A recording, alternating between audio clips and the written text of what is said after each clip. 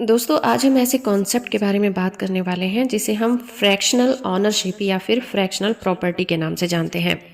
Investor के बीच ये काफ़ी पॉपुलर है। ऐसे इन्वेस्टर जो कि हाई वैल्यू एसेट को ऑन करना चाहते हैं पर बहुत ज़्यादा अमाउंट खर्च भी नहीं करना चाहते, वो अपने पैसे को फ्रैक्शनल ऑनरशिप में इन्वेस्ट कर देते हैं। मैं बताऊंगी फ्रैक्शनल ऑनरशिप क्या है और कैसे वर्क करता है, इसके एडवांटेज और डिसएडवांटेज क्या हैं। तो सबसे पहले समझते हैं फ्रैक्शनल ऑनरशिप को। फ्रैक्शनल ऑनरशिप एक महंगी प्रॉपर्टी को खरीदने का सबसे सस्ता तरीका है।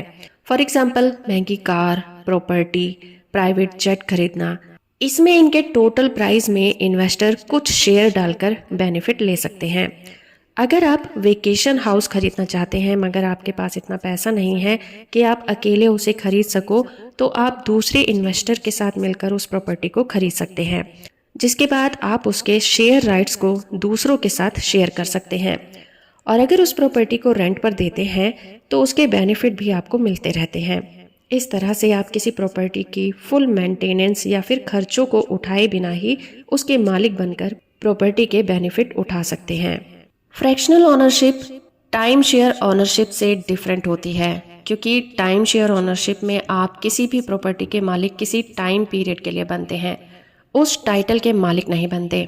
लेकिन फ्रैक्शनल ऑनरशिप में आप टाइम के साथ प्रॉपर्टी में प्राइस गेन का बेनिफिट भी ले लेते हैं। फ्रैक्शनल ऑनरशिप को ऑनरशिप से भी डिफरेंट होती है।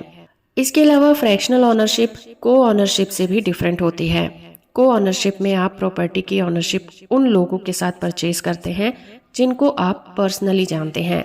वो आपके फैमिली मेंबर या फिर फ्रेंड हो सकते हैं।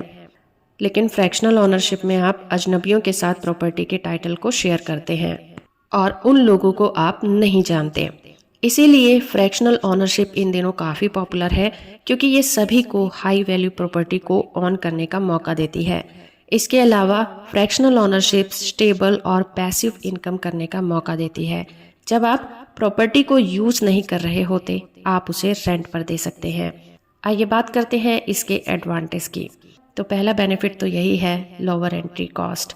फ्रैक्शनल ऑनरशिप एक्सपेंसिव एसेट को ज़्यादा एक्सेसिबल बनाता है उन लोगों के लिए जो प्रॉपर्टी की पूरी कॉस्ट को नहीं उठा सकते। वो भी इस तरह की प्रॉपर्टी के मालिक बन जाते हैं। लोअर मेंटेनेंस कॉस्ट, ये अप्रोच हाई मेंटेनेंस कॉस्ट को कम कर देती है, क्योंकि हर फ्रैक्शनल ऑनर में मेंटेनेंस कॉस्ट डिवाइड हो जाती है और सभी को उसके लिए कुछ ना कुछ खर्च करना पड़ता है, तो एक पर उसका बर्डन नहीं आता। तीसरा एडवांटेज है हायर रिटर्न। फ्रैक्शनल ऑनरशिप से पैसिव इनकम जनरेट होती है। टाइम के साथ प्रॉपर्टी के प्राइस में गेन होने लगता है और फ्रैक्शनल ऑनर को भी उसका फायदा मिलता है। चौथा बेनिफिट है मोर choices. Fractional ownership property investment option को ओपन कर देता है और इन्वेस्टर को मौका देता है कि वो अलग अलग जगह पर प्रॉपर्टी को ओन कर सके। ये थे इसके बेनिफिट। आइए बात कर लेते हैं इसके डिसएडवांटेज के बारे में। तो जहाँ किसी भी चीज़ के एडवांटेज होते हैं वहाँ कुछ ना कुछ उसके वीक पॉइंट्स भी होते हैं। आइए समझते हैं इसके डिसएडवांटेज। तो लेस कंट्रोल। फ्रैक्शनल ऑनरशिप का प्रॉपर्टी पर रियल कंट्रोल नहीं होता। वो चाहे तो भी इसमें चेंजेस नहीं कर सकता या फिर रीडेकोरेट भी नहीं कर सकता। उन्हें रूल्स को भी फॉलो करना होता है जो कि मैनेजमेंट ने स्टार्टिंग में डिसाइड किए होते हैं, और हर किसी को प्रॉपर्टी के यूजेस राइट दूसरे ओनर के साथ शेयर करने पड़ते हैं। दूसरा डिसएडवांटेज है लेस फ्लेक्सिबिलिटी। फ्रैक्शनल ओनर को प्रॉपर्टी यूज के लिए अपना टाइम स्लॉट पहले से ही बुक करना होता है। अगर हॉलीडे हाउस है तो पीक सीजन में या फिर हॉलीडेज में प्रॉपर्टी को यूज नहीं किया जा सकता। अगर वो अपने शेयर को बेचना चाहते हैं तो उन्हें इसे ट्रांसफर करने में काफ़ी ज़्यादा प्रॉब्लम को फेस करना पड़ता है।